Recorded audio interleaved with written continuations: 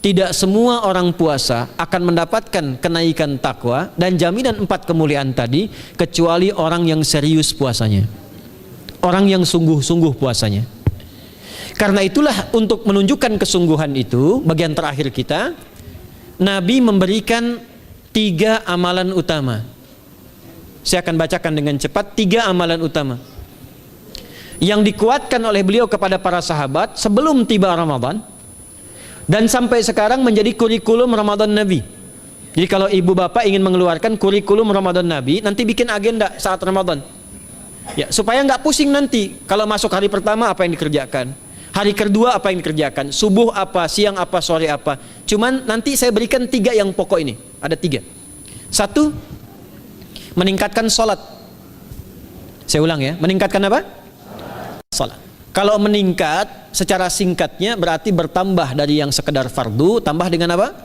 Sunnah. Maka dari sekarang keluarkan semua jenis sholat-sholat sunnah. Keluarkan dari sekarang apa saja, siang dan malamnya. Yang rawatib ada berapa rawatib? Rawatib 12. Ya, rawatib itu yang melekat dengan sholat fardu dan menentukan untuk memperbaiki sholat fardu. Menambah, jadi kalau kurang khusyuk ditambah dengan sunnahnya disebut rawatib. Bisa sebelum, bisa setelah sholat fardu. Ada 12 dari hadis Nabi SAW. Man shalla isnatai asyrata rak'atan, siapa yang sholat 12 rakaat fi yaumin wa lailatin, yang mengiringi sholat fardu siang dan malam, ya, bunyalahu bihinna baitun fil jannah, maka akan dibangunkan baginya satu rumah di surga kalau konsisten menunaikan 12 itu sampai meninggal dunia. Sahabat yang mendengar itu mengatakan kompak semuanya, sejak mendengar hadis itu kami usahakan istiqomah sampai meninggal tidak meninggalkannya. 12 itu 2 sebelum subuh, cepat. 4 sebelum zuhur, 2 setelah zuhur, 2 setelah maghrib, 2 setelah isya. 2 rakaat sebelum subuh, 4 rakaat sebelum zuhur. Kalau nggak bisa 4 rakaat karena terbatas waktunya, boleh 2 rakaat khusus untuk sebelum zuhur. Kalau nggak bisa 4, boleh berapa? 2. Dalilnya hadis Ibnu Umar radhiyallahu taala anhuma. Kata beliau, hafidtu asyra rakaatin, saya hafal 10 rakaat dari Nabi sallallahu alaihi wasallam salat sunnah. Maka menyebutkan sebelum zuhur 2 rakaat. Baik, jadi 12 ya, 2 sebelum subuh, 4 sebelum zuhur, 2 setelah zuhur, 2 setelah maghrib, 2 setelah isya. Ini yang disebut dengan rawatib. Jamak dari kata ratib. Di luar ini mutlak. Mutlak ini ada yang berdampingan dengan salat fardu, ada yang terpisah. Contoh yang berdampingan, 4 rakaat sebelum asar. 4 rakaat ini bukan disebut rawatib, tapi salat mutlak. Cuma waktunya berdampingan dengan salat fardu. Jadi dia nggak memengaruhi sholat fardu, cuma punya keutamaan sendiri. Apa keutamaannya? Hadis Ibnu Umar radhiyallahu taala anhuma, ketika beliau menyampaikan qala Nabi sallallahu alaihi wasallam rahimallahu ra'an shalla qabla al-asri arba'an. Allah akan menambahkan rahmat pada orang yang terbiasa sholat 4 rakaat sunnah sebelum sholat asar. Jelas ya? Baik.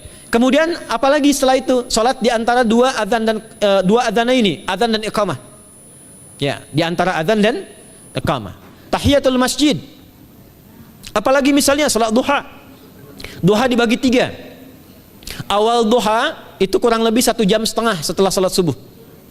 Subuh sekarang misal 4:30, maka jam 6 muncul awal duha. Namanya syuruk. Saya ulang, salat apa namanya? Syuruk itu salat awal duha. Jumlah rakaatnya 2 rakaat. Man sallal ghadata fil jama'ati thumma yaqudu yadhkurullah subhanahu wa ta'ala fa yusalli rak'ataini fakana alaihi ka ajri umratin wa hajjin, ya ka ajri ummatin wa hajjin tamatan. Siapa yang salat subuh 2 rakaat dengan berjamaah, ya, dan umumnya kalau berjamaah bisa ke masjid di masjid. Kalau tak mampu ke masjid, tunaikan di rumahnya. Setelah itu tidak beranjak dulu, dia duduk untuk berzikir kepada Allah. Zikir itu bisa baca Quran. Quran surah 15 ayat 9 itu Quran disebut dengan zikir. Quran surah 54 ayat 17, 22, 32, 40 itu Quran disebut dengan zikir. Bisa baca Quran, bisa berdoa. Doa disebut dengan zikir. Quran surah ke-7 ayat 205. Ya. Bisa dengan apa lagi? Bertafakur, ya, mengaji, ta'lim, itu disebut dengan zikir. Ali Imran ayat 190 191. Alladzina yadhkurunallaha qiyaman wa qu'udan wa 'ala junubihim wa yatafakkaruna fi khalqis samawati wal ard. Ya, disebut dengan zikir. Bisa bertasbih. Zikir pagi petang, kalimat-kalimat thayyibah, ada itu di Quran surah ke-4 ayat 103. Jadi habis salat subuh zikir dulu. Doa dulu, zikir dulu, belajar dulu, tafsir dulu. Setelah itu muncul syuruk. Perjalanannya disebut isyraq, melewati masyrik, 1 tombak bayangan, dia salat 2 rakaat, itu pahala salatnya senilai haji dan umrah. Sempurna. Bukan sudah haji, bukan. Mau kemana? Ibu mau haji dulu? Tidak. Ya, hajinya nanti bulan Dzulhijjah. Tapi senilai haji dan umrah itu 2 rakaat. Awal duha disebut apa? Syuruk. Pertengahan duha sekitar jam 9 jam 10. Jumlahnya 2 sampai 4 rakaat. Ya, 2 sampai 4 rakaat. Apa fungsinya? 1, mengganti seluruh zikir yang ada dalam tubuh kita. Mata berzikir, telinga berzikir, lisan berzikir, bisa diganti dengan 2 rakaat duha. Itu waktunya pertengahan duha. Kurang lebih dari jam 8, 9, 10 lah, kurang lebih 3 jam itu, ya. Yang kedua, bisa menghambat atau menghentikan, menahan satu musibah umum. Misal ada kebanjiran nih atau macet nih. Orang-orang kena macet. Bapak yang biasa sholat duha pertengahan itu tiba-tiba ditolong oleh Allah, dibebaskan. Tiba-tiba ada orang datang, Pak lewat sini di sana macet. Atau dibimbing ada kontraflow. Itu manfaatnya duha tuh. Yang pertengahan. Yang terakhir adalah akhir duha. Sekitar jam 10 sampai jam 11 menjelang ke zuhur. Ya, akhir duha itu jumlahnya dari 2 bisa 4 sampai 8 rakaat. Di antara manfaatnya bisa mempermudah datangnya rezeki dengan izin Allah Subhanahu wa taala ketika ikhtiar. Itu duha. Nanti ke malamnya silahkan tahajud, tingkatkan tarawihnya sampai ditutup dengan witir. Itu salat. 2 yang terakhir saya cepat. 2 yang terakhir adalah banyak berinteraksi dengan Al-Qur'an. Ada 3 caranya. 1, banyak membaca. Itu namanya qiraah. Silahkan Bapak Ibu siapkan dari sekarang. Targetnya khatam misalnya 1 kali berapa juz? 30 juz. Kalau mau gampang bagi 30, berarti 1 hari berapa? 1 juz. Paling gampang lagi, supaya nggak capek ngajinya, supaya nggak capek, bagi 1 juz 5 waktu sholat.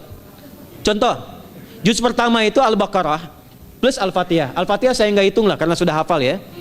Al-Baqarah itu 141 ayat, juz pertama. Bagi 5, 28. Jadi setiap ketemu waktu sholat, bagi 2 lagi, 28 bagi 2 berapa? 14. Sebelum sholat baca 14 ayat, setelah sholat baca 14 ayat. Itu 14 ayat tuh paling-paling nggak nyampe 5 menit Bu Pak. Kalau investasi 10 menit setiap waktu sholat, bagi 2 kita baca 14 ayat, itu insya Allah selesai Ramadan khatam Quran. Itu udah rumus. Ya, tidak cukup dengan amin, siapkan dari sekarang. Siapkan. Ya. Kemudian mengkaji, kajian, tilawah. Itu tilawah itu di hadis Muslim pahalanya banyak. Ya, majtama'a qaumun fi baitin min buyutillahi. Ya, kita ngajinya Quran hadis ya, biar ya, lebih kuat dalilnya. Majtama'a qaumun fi baitin min buyutillahi yatsluna kitaballahi wa yatadarasuna fima bainahum. Ya, siapa yang bisa tilawah Quran, ngaji tafsir, keluarkan misalnya untuk Ramadan 10 hari saya pengen tahu Al-Fatihah. Itu ketika dilakukan punya 4 keutamaan. 1, ghasyiyathum rahmah. Selama ngaji rahmat Allah dibentangkan. Kalau pengen doa cepat dikabulkan, kalau istighfar diampuni. Yang kedua, awas ini nazalat alaihimus sakinah, diberikan ketenangan dalam jiwa. Bapak Ibu pengen di rumah tangga nyari sakinah, isi dengan Quran di rumah. Amalan terakhir infak. Ya, hadisnya dari Ibnu Abbas, Ibnu Abbas radhiyallahu taala anhuma, qala, ya, beliau mengatakan kana Nabi sallallahu alaihi wasallam ajwadan nas wa ajwadu ma yakunu fi Ramadan. Adalah Nabi sallallahu alaihi wasallam itu orang yang sangat luar biasa dermawan dan lembut. Dan bertambah dermawan lagi ketika tiba Ramadan. Apa yang dilakukan Nabi? Mensupport sahabat, siapapun yang punya anggaran untuk infak, disiapkan sebelum Ramadan. Jangan berpikir banyak Bu. Yang penting ada anggaran, 30.000 nggak ada masalah. Setiap hari 1.000, tidak harus uang, makanan. Pernah dengar hadis ini nggak? Siapa yang memfasilitasi bukaan orang puasa, walaupun dengan sebiji kurma dan sehirup air, maka dia mendapatkan pahala seperti orang puasa itu tanpa dikurangi sedikit pun. Ada? Hadisnya sahih di At-Tirmidzi. Tapi bukan berarti nyari kurma ke Tanah Abang setiap hari 1. Terus minumnya 1 sedotan aja ganti-ganti. Ya, maksudnya apa? Yang paling minimal kita bisa keluarkan. Itu pahalanya 700 kali lipat dikali 10. Paling standar. 700 kali itu standar biasa di hari ini. Dalilnya Al-Baqarah ayat 261 yang dibacakan Adinda tadi kita itu. Ramadan kali 10 lagi.